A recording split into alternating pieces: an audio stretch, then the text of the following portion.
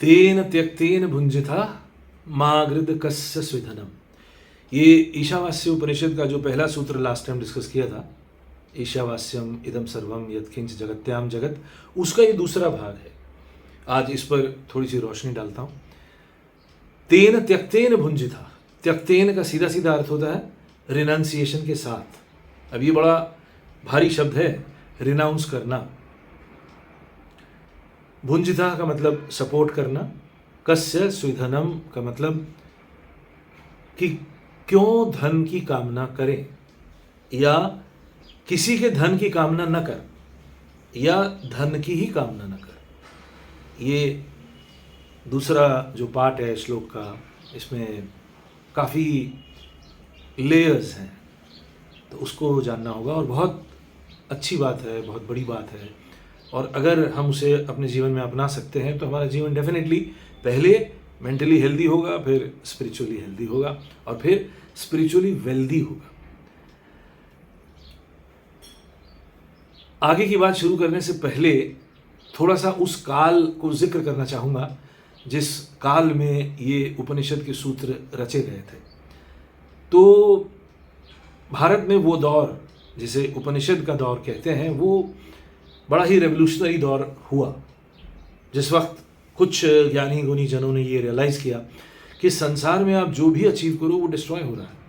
संसार में कुछ भी वर्थ पकड़ने लायक नहीं है। हालांकि राजपाट है, धन है, ज्वेलरी है, महल है, ज़मीनें हैं, कैटल है, इन सब को लेके ही स्ट्रगल और फाइट और कंट्रोल की लड़ाई चलती थी, मगर फिर भी वो बेईमानी सिद्ध हो रही थी। तो ऐसे में जो वाइज लोग आए, उन्होंने एक मूवमेंट शुरू किया कि भोग से हम दूर हो जाएं और वन की ओर प्रस्थान करने का एक दौर शुरू हुआ, जिसे बाद में वानप्रस्थ स्टेट कहा गया। तो इसमें अधिकतर राजा, नोबल क्लास के लोग, जो पावरफुल लोग हैं, वो जिनके पास ज़मीनें हैं, जिनके पास पैसा है, ज्वेलरी है, लैंड है, तो उनके लिए आफ्टर 45, 50 या 55 तक आते आते एक काल ऐसा आया कि आप वन की ओर प्रस्थान करें और मिनिमम में जिए।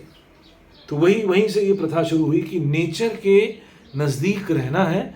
और ऑलरेडी वहाँ पे वनों में छोटे छोटे आश्रम थे, सीनियर सन्यासी साधु लोग अपना प्रैक्टिस कर रहे हैं और कष्ट में जी रहे हैं। तो ये अभ्यास उन लोगों के लिए शुरू हुआ जो राज्य चलाते थे, संसार को भोग कर रहे थे। तो संसार का भोग करने में एक बड़ा ही प्रिडोमिनेंट रूल है, वो है you must have worldly desires. तो डिजायर्स आपके पास ज़्यादा है तभी आप संसार का भोग कर सकते हैं। और ये मूवमेंट आपको ऑपोजिट बात कह रहा है, उन डिजायर्स को छोड़ते हुए जी, उन वर्ल्डली डिजायर्स को छोड़ते हुए जियो।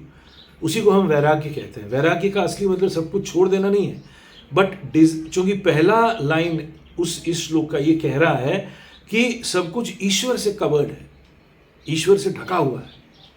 तो जो लैंड और प्रॉपर्टी या आज जो फाइनेंस आज जिसमें हम जी रहे हैं, जो हम अपना मानते हैं, उसे हमें ईश्वर का मानना होगा। मिल्कियत ईश्वर तत्व की है, लॉर्ड की है, सुप्रीम कॉन्शियसनेस की है, क्योंकि उन्होंने ही तो अपने आप को ट्रांसफॉर्म करके ये 5 फंडामेंटल फैक्टर्स में बनाया है और जिसका भोग मनुष्य कर रहा है।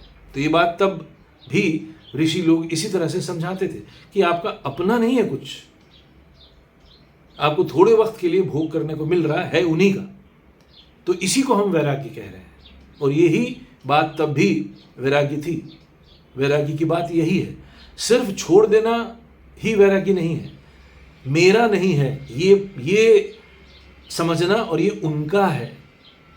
अगर हम रामायण को ले लें तो राम जी की खड़ाऊ से राज्य चलाया भरत ने, ये बात है। वो मेरा नहीं है, मैं राजा नहीं हूँ, राजा तो राम ही है, सुप्रीम कॉन्शियसनेस ही राजा है, मैं उनका नुमाइंदा बन के अपना ड्यूटी कर रहा हूँ। और फिर जो अगला पार्ट है, कस्य स्विधनम, किसी के धन की कामना न कर। देखिए आज भी हमारे फाइनेंस के वर्ल्ड में, इकोनॉमिक वर्ल्ड में यही समस्या है कि बड़े लोग दूसरे का धन किसी तरह से ले लेते हैं, छीन लेते हैं चालाकी से। बहुत पहले जब क्षत्रिय एरा था तब धन छीनने की जो कला थी वो डायरेक्ट वॉरफेयर था, युद्ध था। थोड़ी बहुत चालाकी बाद में शुरू हुई जब समाज थोड़ा डेवलप हुआ, उन्नत हुआ, कल्चर्ड हुआ, पहले तो डायरेक्ट अटैक से ही हम दूसरे का माल छीन लेते थे और उसे अपने राज्य में रख के अपना बनाते थे।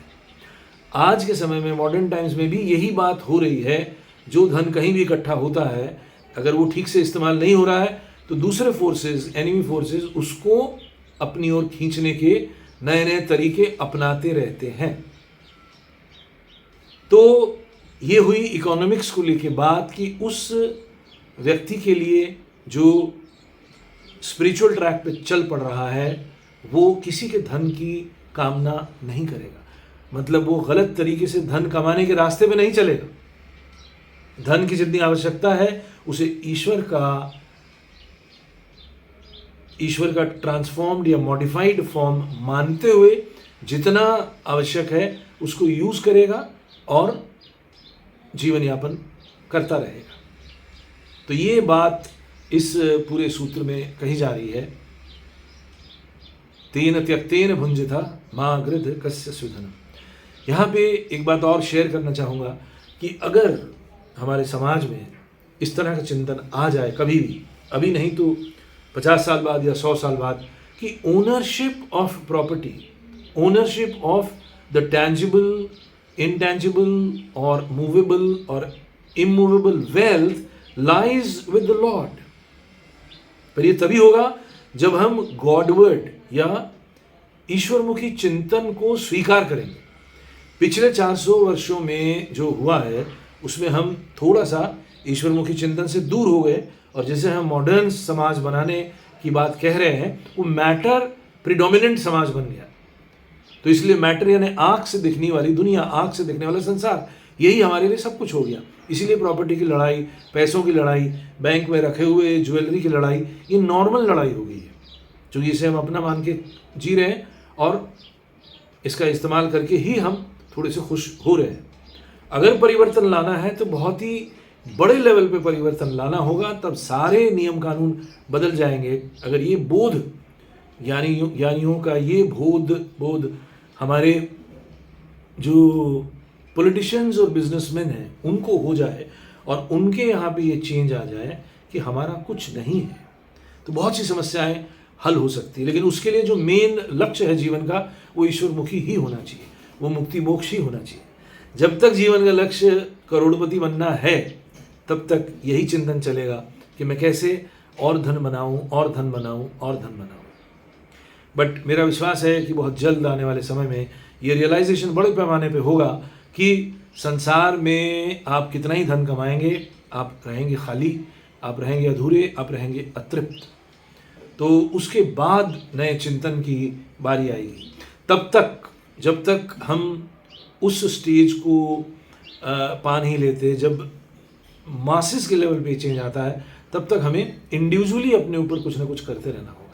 अगर हमें मेंटली हेल्दी होना है तो हमें बहुत सारी साइकोलॉजिकल डिजीजेस जो हैं उससे बचना होगा। ये साइकोलॉजिकल प्रॉब्लम्स हमारे सामने पिछले 300-400 वर्षों के ही सभ्यता से आई है और आप देखें इस 300-400 वर्ष पुरानी सभ्यता में जो सबसे बड़ी चीज़ सामने आई है वो है ह्यूमन बीइंग का फ्री होने की कोशिश, वो है लेट इंडिविजुअल लिव अलोन की कोशिश, वो है मैटर को सब कुछ मानकर जीने की कोशिश, वो है ईश्वर से थोड़ा दूर होने की कोशिश। इस वजह से ही हमारे सामने साइकोलॉजिकल प्रॉब्लम्स बढ़ गई हैं। छोटी सी बात कहना चाहूँगा, अगर हम ईश्वर तत्व मानते हैं तो हमें अगला जन्म पिछला जन्म भी मानना होगा। अगर नहीं मानते हैं तो फिर अगला जन्म पिछला जन्म कुछ नहीं है, तो फिर यही जन्म है जो सब कुछ है और इसी जन्म में बटोरने, इसी जन्म में इकट्ठा करने की जो कोशिश है वही हमें बीमार कर रही है।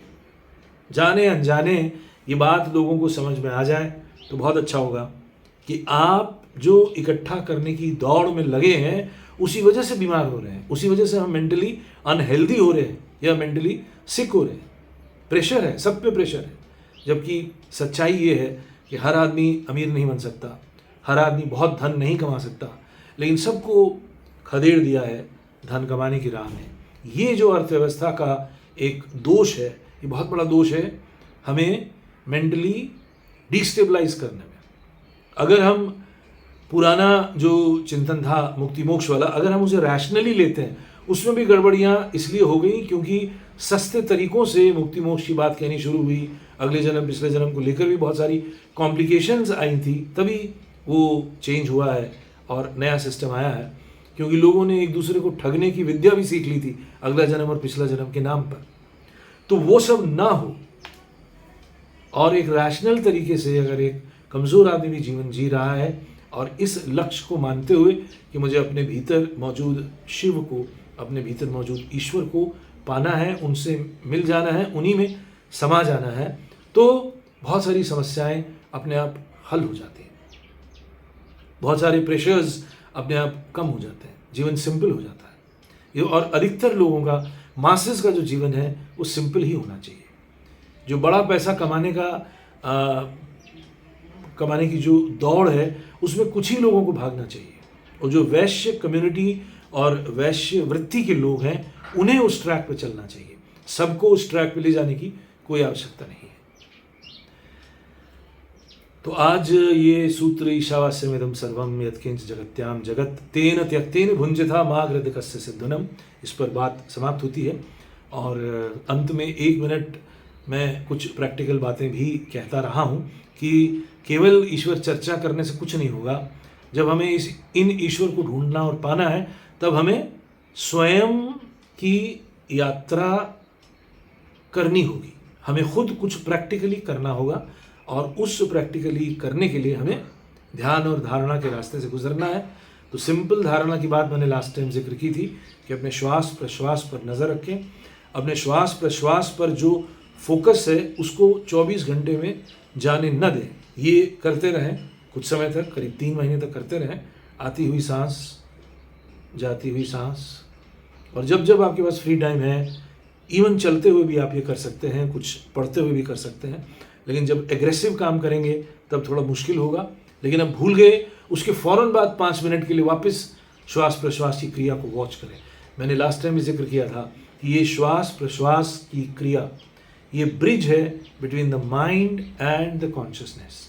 If we have to get connected with the consciousness और द चैतन्य सत्ता और द शिव विद इन और the lord within, we have to focus on our breath. That's the most minimum way of connectivity. There are many ways, there are other higher methods, but the simplest method is to focus on your breath and try to prolong the breathing pattern, कि आपका inhalation लंबा हो, आपका exhalation लंबा हो। तो इसके लिए और आप 10 मिनट बिता सकते हैं कि पूरी ब्रीदिंग को आप लंबा करें, इनहेल करते हुए, और एक्सहेल करते हुए बहुत धीरे धीरे सांसों को छोड़ें, उसको भी लंबा करें। हमारा जो नेचुरल इनहेलेशन एक्सहेलेशन है वो बहुत शैलो है, हम जल्दी जल्दी सांस लेते हैं, छोड़ते हैं, तो इसको बदलने की ज़रूरत है। इसमें और एक बात कही जाती है कि आपकी सांसें ही आपका जीवन है। Number of breaths is actually your number of years, so we can increase our number of years by increasing the duration of breath. Isn't it interesting? तो फिलहाल आज के लिए इतना ही, कि अपने ब्रीदिंग पर ध्यान देते हुए और आउटलुक, स्पिरिचुअल आउटलुक ये डेवलप करेंगे। हर चीज़, हर सत्ता ईश्वर की है, और कैसे दैनंदिन जीवन में जीते हुए हम उन ईश्वर तत्व से कनेक्ट हो सकते हैं, इस पर भी आगे चर्चा करते रहेंगे। बिकॉज थ्योरी में जानना, सुनना, पढ़ना, समझना एक बात है, बट प्रैक्टिस में उसको लाना असली बात है। आप प्रैक्टिकली जो जानते हैं वही आप हैं। आज के लिए इतना ही। सुनने देखने के लिए धन्यवाद। जल्दी मिलते हैं। नमस्कार।